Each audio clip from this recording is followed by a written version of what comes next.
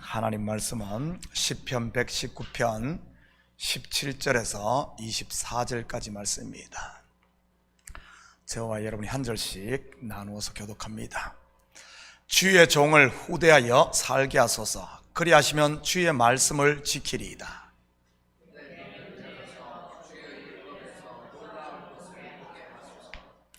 나는 땅에서 나그네가 되었사오니 주의 계명들을 내게 숨기지 마소서.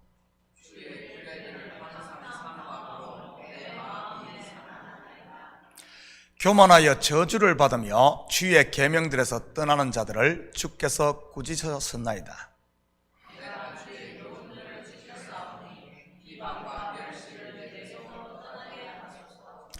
고관들도 앉아서 나를 비방하였사오나 주의 종은 주의 율례들을 작은 소리로 엎조렸나이다.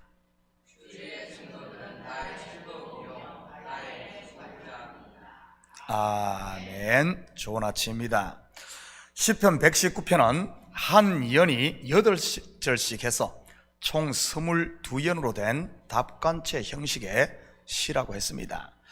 답간체 영어로는 에크로스틱 형식은 매 연의 첫 글자가 히브리어 알파벳 순서를 따라 지어진 시입니다. 우리는 지금까지 히브리어 알파벳 알렙으로 시작하는 아시레, 즉 복이 있으며로 시작되는 첫 번째 연을 공부했습니다. 그리고 어제 새벽에는 히브리 두 번째 알파벳인 베트로 시작하는 반매, 즉 무엇으로 시작되는 두 번째 연을 살펴보았고요. 오늘은 세 번째 연을 공부해 보도록 하겠습니다. 히브리 알파벳 세 번째가 기멜인데 17절의 첫 단어가 후대하여라는 뜻의 계몰입니다. 그리고 3년은 17절부터 24절까지 모든 첫 글자가 전부 히브리 알파벳 세 번째인 기멜로 시작을 합니다. 물론 다른 연들도 같은 형식이고요. 먼저 17절입니다. 주의 종을 후대하여 살게 하소서. 그리하시면 주의 말씀을 지키리다. 후대하여로 번역된 히브리어 계몰은 어떤 상대에게 그가 행한 일에 대한 상이나 벌을 내릴 때 사용되는 단어입니다. 여기서는 은총을 내려달라는 의미로 사용이 되었고요. 다시 말해 주께서 은혜를 베풀어 주시면 주의 말씀을 온전히 지킬 수 있다는 그런 고백인 것입니다. 어제 새벽에도 말씀을 드렸듯이 하나님의 말씀은 내가 용을 쓴다고 지켜지는 것이 아닙니다. 의지가 강한 사람은 지키고 의지가 약한 사람은 못 지키는 그런 것이 아니라는 말이지요. 그렇다면 누가 하나님의 말씀을 온전히 지킵니까? 바로 하나님께 은혜 받은 사람인 것입니다. 그런 은혜 받은 사람이 또한 의인인 것이고요. 우리는 이러한 사실을 창세기를 공부하면서 보았던 노아를 통해서도 확인할 수 있습니다. 확인합니다. 창세기 6장 8절 9절입니다. 그러나 노아는 여호와께 은혜를 입었더라.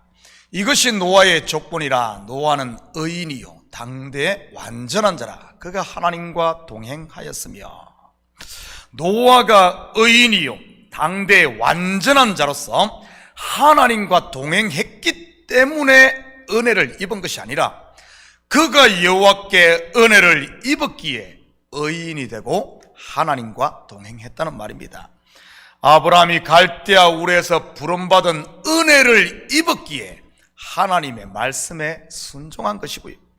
이것은 지금 우리도 마찬가지인 것입니다. 분명 저와 여러분은 은혜 입은 자임에 틀림없습니다. 그리고 그 은혜를 제대로 아는 사람은 하나님의 말씀이 양식이 될 뿐만 아니라 주의 말씀에 순종하여 자기를 복종시킬 수 있는 것이지요. 그런데 그 은혜를 알지 못하는 사람은 죽었다 깨어나도 말씀을 지킬 수 없는 것입니다. 물론 겉으로야 지키는 척 할지 모르지만 말이지요. 자기 딴에는 지킨다고 할지 모르지만 사실은 그 반대로 가는 겁니다. 마치 은혜를 받지 못했을 때 바울처럼 말이지요. 그때 그가 어떻게 행동을 했습니까? 교회를 파괴하고 성도들을 박해하며 심지어 성령 충만한 하나님의 사람 서대반을 돌로 쳐 죽이는데 앞장을 섰던 것입니다. 자기 딴에는 말씀을 지킨다고 하면서 말이지요. 그러다가 하나님의 은혜를 덧입자 어떻게 됩니까? 주의 말씀에 순종하는 하나님의 사람, 곧 이방인의 사도가 되었던 것입니다. 날마다 죽는 자기 부인의 삶을 통해 말이지. 저는 우리 식구들이 이 은혜의 눈이 열리시기를 축복합니다. 내가 1만 달란트 탕감받은 종이라는 사실에 말이지. 그러면 나를 메고 있는 모든 것으로부터 자유함을 얻을 테니 말입니다. 그 말씀이 18절입니다. 내 눈을 열어서 주의 율법에서 놀라운 것을 보게 하소서. 우리가 다른 사람에게 걸림돌이 되는 것도, 내가 시험을 받는 것도, 더 나아가 감사하지 못하고 불평과 불만을 토해내는 것도 알고 보면 은혜를 제대로 알지 못해서 그런 것입니다. 다르게 말하면 율법 아래에 여전히 종노릇하게 있기 때문에 말이지. 그런 사람은 옛사람 나 곧 아담으로부터 나와야 하는 것입니다. 19절입니다. 나는 땅에서 나그네가 되었사오니 주의 계명들을 내게 숨기지 마소서. 율법에 보면 세 종류의 사람을 멸시하지 말고 반드시 돌봐주라고 하십니다. 고아와 과부와 그리고 나그네 말이지요. 고아는 아버지가 없는 아이를, 과부는 남편이 없는 여인을, 그리고 나그네는 집이 없는 사람입니다. 한마디로 의지할 것이 없는 사람들이지요. 그렇다면 구속 역사에서 이들은 누구를 말하는 것이겠습니까? 바로 하나님의 이런 양인 것입니다. 한때는 저와 여러분 또한 이 이런 양이었던 사람들이었고요. 그런데 지금은 어떻습니까?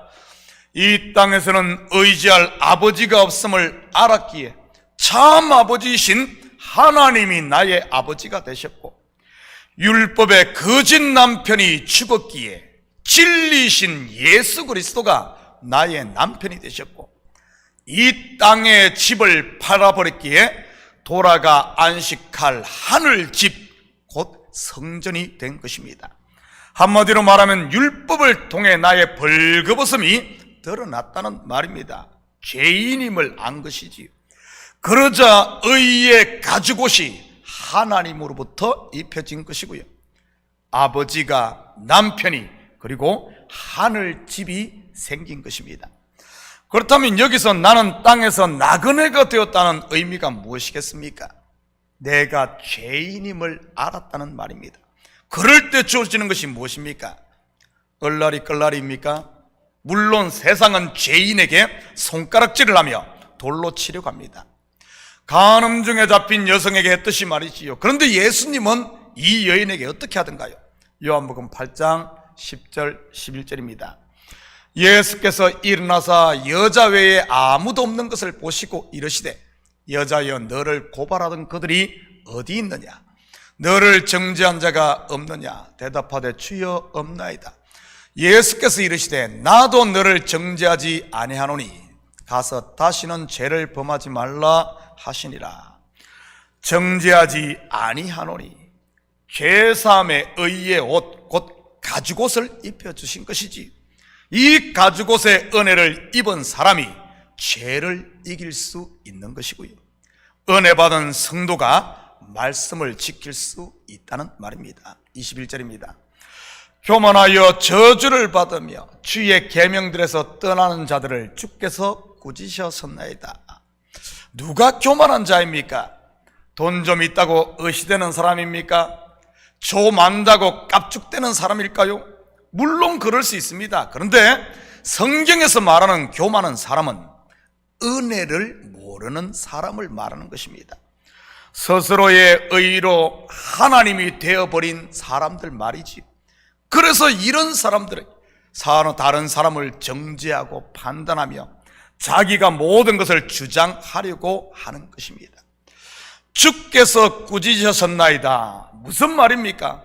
그런 사람에게는 말씀이 채찍이 되고 잠은 곧 찌르는 침이 되는 것입니다. 반대로 은혜 아래 머무는 겸손한 사람은요, 하나님께 맡기고 하나님의 때를 기다릴 줄 아는 사람 말이지요. 이런 사람에게 말씀은 송이꿀처럼 단 생명 양식이 되고 즐거움이 되는 것입니다. 똑같은 말씀인데도 말이지, 여러분에게 말씀이 찔림이 됩니까? 그렇다면 가던 길을 이제는 돌이킬 수 있기를 축복합니다. 말씀이 송이꿀처럼 답니까? 하나님의 은혜를 누리시고 더욱 말씀을 사모할 수 있기를 축복합니다. 은혜를 입은 성도에게는 찔림도 즐거움도 알고 보면 우리를 살리기 위한 다 복인 것이니까요. 23절 24절입니다. 고관들도 앉아서 나를 비방하였사오나 주의 종은 주의 율례들을 작은 소리로 엎조렸나이다. 주의 증거들은 나의 즐거움이요 나의 충고자니이다. 우리가 신앙생활을 하다 보면 참이 거짓 취급당하고 의인이 핍박을 당하는 경우들을 종종 겪게 됩니다. 저도 목회를 하면서 많이 겪은 것 중 하나가 좋은 일을 앞두고는 반드시 사단이 요동을 하며 또한 누군가를 요동시키며 시험을 준다는 사실이지요. 이런 시험을 극복하는 비결이 무엇이겠습니까? 바로 말씀을 엎조리고 말씀을 가까이 하며 묵상하는 겁니다. 그럴 때일수록 저는 더욱 설교 준비에 집중을 하는 편입니다. 평소보다도 더 말이죠. 그러면 어떤 일이 일어난 줄 아십니까? 말씀이 내 대신 싸우는 것을 보게 됩니다.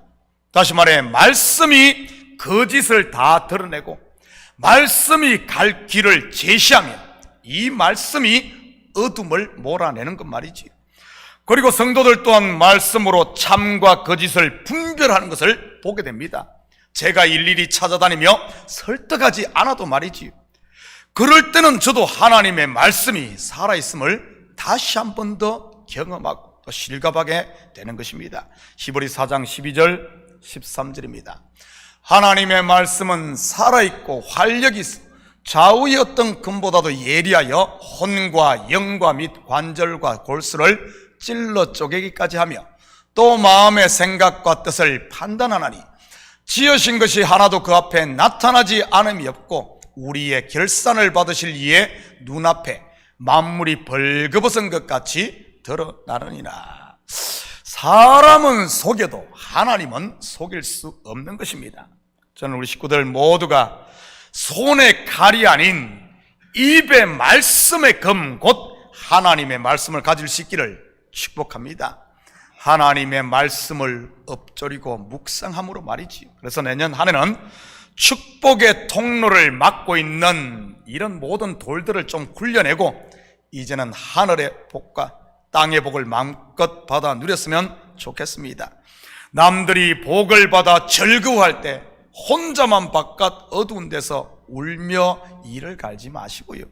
사랑하는 성도 여러분, 오늘 하루도 하나님의 은혜 아래 감으로 하나님의 말씀을 지키고 말씀으로 힘을 얻어 부르신 곳 그리고 보내신 곳에서 하나님의 사랑을 실천하며 사는 오늘도 복된 하루가 되시기를 예수님의 이름으로 축복합니다. 같이 기도하십시다. 사랑의 아버지 하나님, 참으로 감사드립니다. 저희들을 복되게 하시고 우리에게 은혜 베풀어 주심을 참으로 감사를 드립니다. 우리가 아직 죄인 되었을 때 아버지 하나님, 하나님께서 그 독생자 예수 그리스도를 십자가에 못 박으시고 우리의 죄를 통해서 서감은 것처럼 도말하여 주시고 의의 티옷 그리스도의 옷을 우리에게 입혀주셨사온데 아버지 하나님, 사단은 어떻게든 이 하나님의 은혜를 누리지 못하게 시시때때로 가라지를 뿌립니다. 아버지 하나님, 이럴 때일수록 우리가 깨어있어 하나님의 말씀을 엎조리며 말씀과 함께함으로 말미암아 악한 것들은 거짓은 한 길로 왔다 일곱 길로 도망가게 하시고 우리 속에는 아버지 하나님 생명의 말씀이 충만 또 충만하여 성령의 열매들만 주렁주렁 맺는 하나님의 자녀들 되게 도와주시옵소서. 그래야 아버지 하나님께서 우리에게 주신 이 복들을 마음껏 누리고 2024년도에는 하늘의 복, 땅의 복, 물질의 복, 건강의 복, 자녀의 복, 더 나아가 아버지 이 교회가 새롭게 자리를 털고 일어나 부흥의 복이 임하게 도와주시옵소서. 감사드리며 예수님의 이름으로 기도드립니다. 아멘.